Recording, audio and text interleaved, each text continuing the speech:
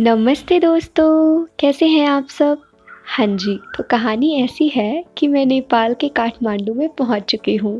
इतनी प्यारी सुबह देखकर मेरी तो थकान मिट सी गई है। बिहार से काठमांडू आने का सफ़र मैंने पिछले वीडियो में कवर किया है। आई होप कि आपने देख लिया हो और आपके प्यारे प्यारे कमेंट्स ने मुझे बताया है कि आपको बहुत अच्छा लगा है वो व्लॉग। तो कहानी ऐसी है, रात के 11 से 12 बजे मैं यहाँ पहुँची थी।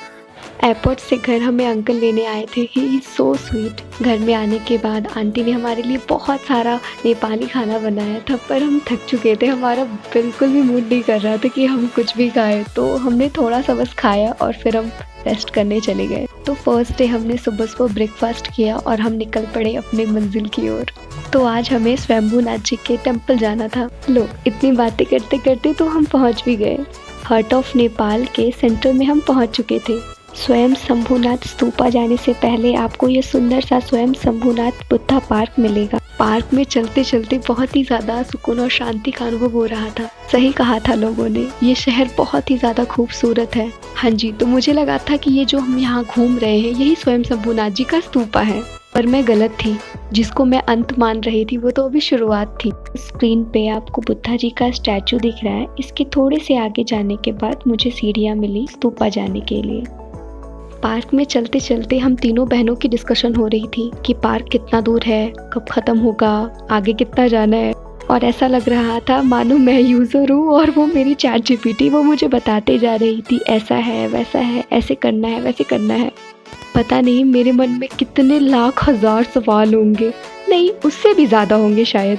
मुझे हमेशा सब कुछ जानना होता है, सब कुछ पूछना रहता है कैसे क्या। मैं जब घर पे रहती हूँ हमेशा मैं अपने दोस्त से पूछते रहती हूँ ये कैसे होगा, वो कैसे होगा, तो वो मुझे हमेशा बताते रहता है।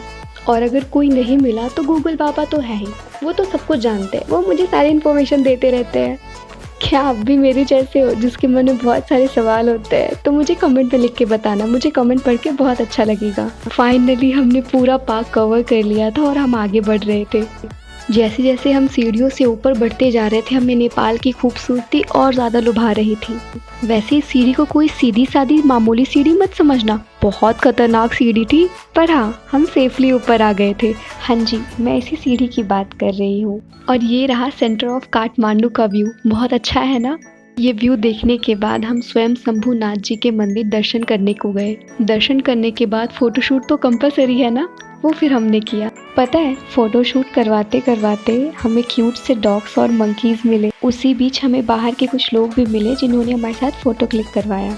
अरे ये तो बताना ही भूल गई, मैं यहाँ अकेली नहीं गई थी, मेरे साथ पापा, मेरी बहन, कज़न्स और मेरे अंकल भी थे। अच्छा अब मैं चली, आप ये व्यूज़ एंजॉय करो और मुझे कमेंट में लिख के ज़रूर बताना कि आपको ये मेरा व्लॉग कैसा लग रहा है। Stay tune till next update and don't forget to like, subscribe and share. Bye bye.